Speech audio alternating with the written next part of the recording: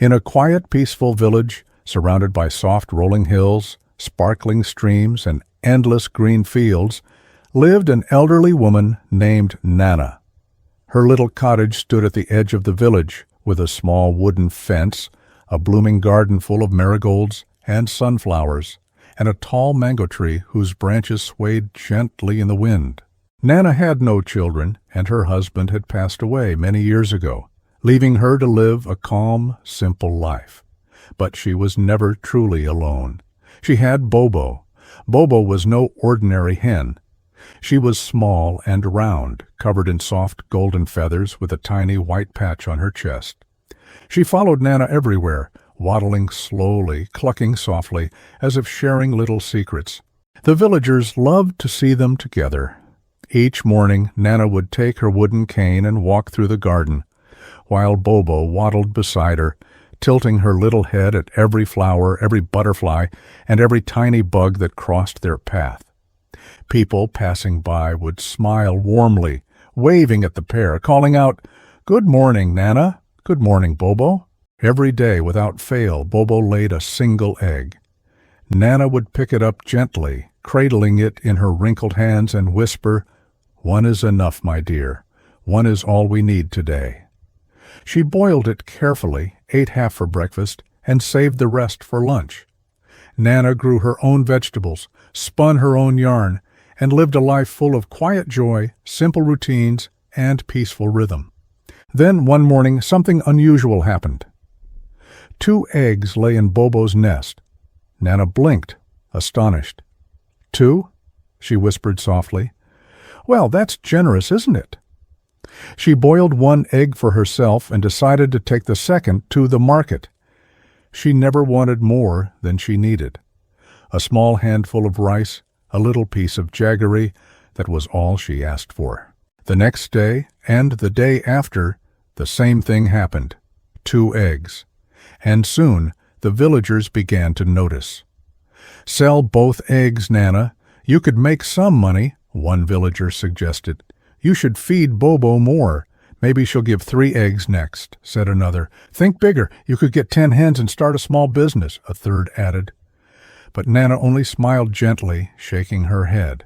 "1 for me, 1 to share. That's enough," she said. And share she did. She gave the extra eggs to poor neighbors, to children passing by, or quietly left one on someone's doorstep without saying a word.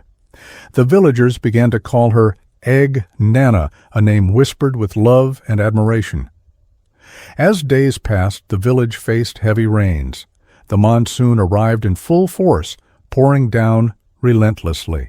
Rivers overflowed, crops were ruined, and homes were soaked.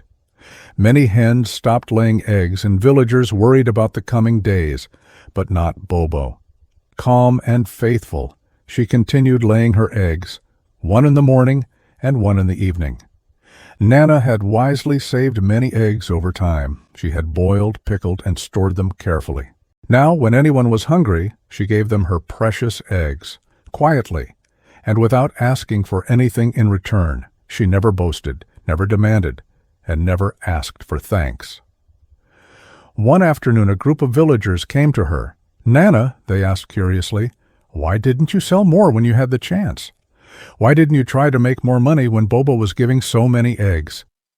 Nana looked at them with her kind, tired eyes, then at Bobo, who clucked softly and brushed her tiny head against her feet. "Sometimes," Nana said, "having more isn't about chasing more. It's about loving what you already have, taking care of it, and sharing it with others when the time is right." She stroked Bobo's soft feathers and whispered, "We take only what we need. The rest is a gift to share." And in that quiet little village, with the rain still falling gently on the roofs, Nana and Bobo showed everyone the true meaning of abundance, not in wealth, not in power, but in care, love, generosity, and contentment. The villagers learned something very important that day. True happiness doesn't come from having everything you want. True happiness comes from appreciating what you have, taking care of it, and sharing with love. Every day, children would visit Nana's cottage, learning from her gentle actions, They would watch as she gave her extra eggs to those in need, listening carefully to her soft words, "Share what you can, even if it is small. Kindness multiplies when shared." Even the smallest acts of care became meaningful. A boiled egg, a smile, a soft word. All could change someone's day. And slowly, the villagers started practicing this simple lesson in their own lives. They shared food, helped neighbors, and learned to be grateful for the little things around them. Bobo kept waddling happily beside Nana, her tiny heart-shaped feather patch shining like a reminder of the small joys in life. The two of them lived simply, loved deeply, and gave generously, showing that contentment and kindness could weather any storm. Moral: true wealth is not about taking all you can. It is about caring for what you have, appreciating it, and sharing it with love. Happiness grows quietly when we give patiently and sincerely. Even the smallest gifts can bring the greatest joy. Let's learn some words from this story. Waddling: walking with short steps while moving side to side, like Bobo. Rhythm: a peaceful daily routine, like Nana's life. Generous: giving more than expected, like sharing extra eggs.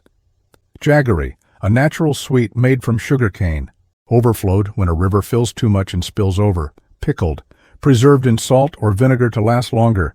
Contentment: being happy with what you have, like Nana.